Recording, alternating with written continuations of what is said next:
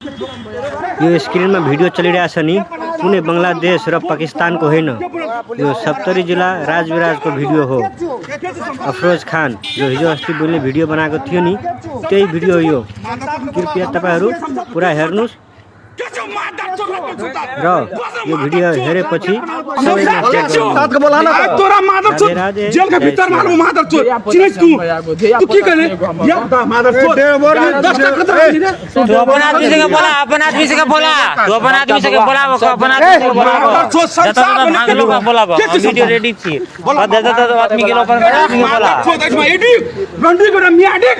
मादर चोद म्याका चोद तू मादर चोद लौडाको घर छ मादर चोद है भाग भया के बंगाल घर छ पाकिस्तान घर छ मादर चोद के मादर चोद कता मियाली मादर चोद कता के मियासी मादर चोद कता के तू तू अखनी कता से ले फटा लगा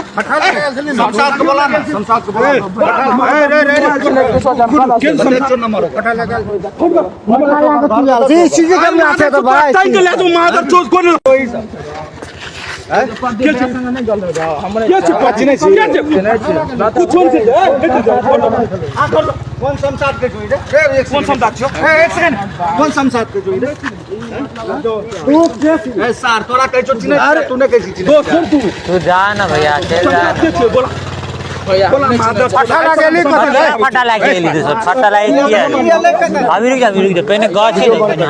छोड़ दे दिया समाज को गैरेज का फटा लागे मारे लिया संसाद गैरेज प्रशासन सोयाल छले से गद अमित कुमार साहब घर कता भेल अमित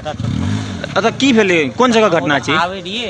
भैया हिंदू वाला गप पहले कोनो मुस्लिम सब का हाथ उठावे वाला गप जेसीबी रोकने रे त ठीक है हिंदू गप पहले हम सब खराब भेलिए खराब भेलिए तो उनी हम सब गप करते थे भैया सब उन्हीं से 15-20 टा एले के फटा चालू कर दूके अब हमरो से के बचाव तो करे पड़ले बचाव कर लिए बचाव करे में हमरो से के पकड़ लिए जगरा फटा चालू का चिन्है छ हम सब ने चिन्है छ बस ई सब देश मारे ले तकरा ने चिन्है मारे ला ले एकटा संसाद नाम के कल के हमरा से संसाद भेजने छे मारे खातिर संसाद भेजने से मारे खातिर हां गैरेज का आदमी छे हम सब तोर घर नेता चौके छे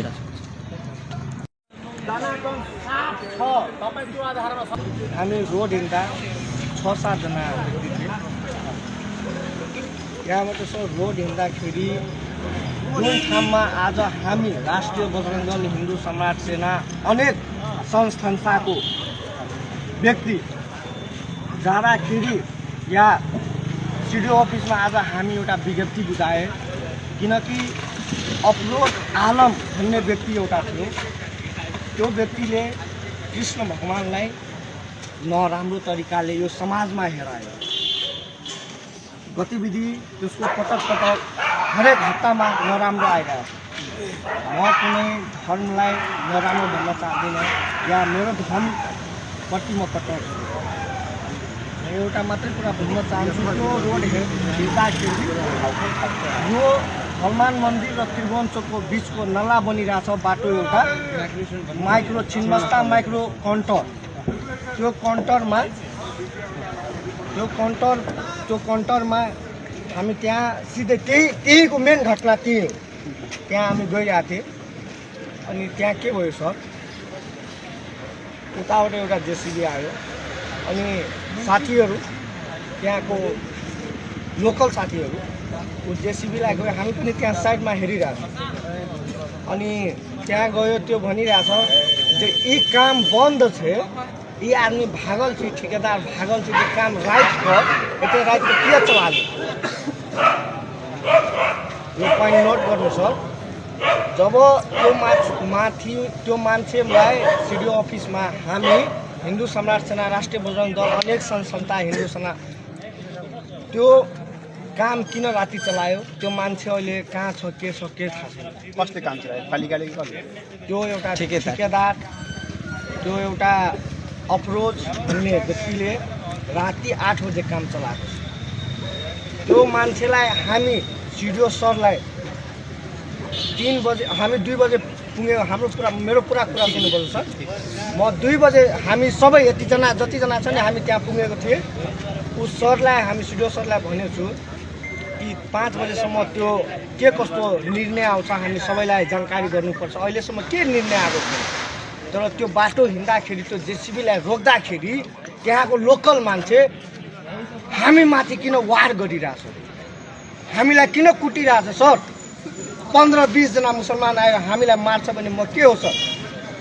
म यो समाजको हो कि होइन सर यहाँको प्रशासन कहाँ मन छ म जब सुन्नु न सर म एउटा मेरो पुरा कुरा सुन्नुपर्छ सर त्यहाँ प्रशासन कहाँ गएको थियो म यो कुरा भन्न चाहन्छु त्यो हनुमान मन्दिर र रूपनी मोड र त्रिभुवन चोकमा प्रशासन हुन्छ त्यो प्रशासन कहाँ गएको थियो आधी घन्टा म परवान दिदिनँ भने मलाई फाँसी यही चोकमा लट्काइदिनुहोस् होइन सर म एउटा कुरा मात्रै भन्न चाहन्छु आफै अहिले भर्खर घुमेर सबै हेरेर चेक गरेर आएको म आफै सबै रोप्ने मोडमा त्यहाँ ठ्याक्क त्यो टेम्पोको पछाडि 2 जना हाम्रो तपाईँ त्यहाँनिर थिए यतातिर आयो यो चौकमा थियो म आफै घुमेर आएको त्यो कुरा म तपाईँको विषय तपाईँले के समस्या पऱ्यो सडक हामीलाई समयमा भनेपछि एजेन्डा हामी फास्ट त्यहाँनिर पठाउँछौँ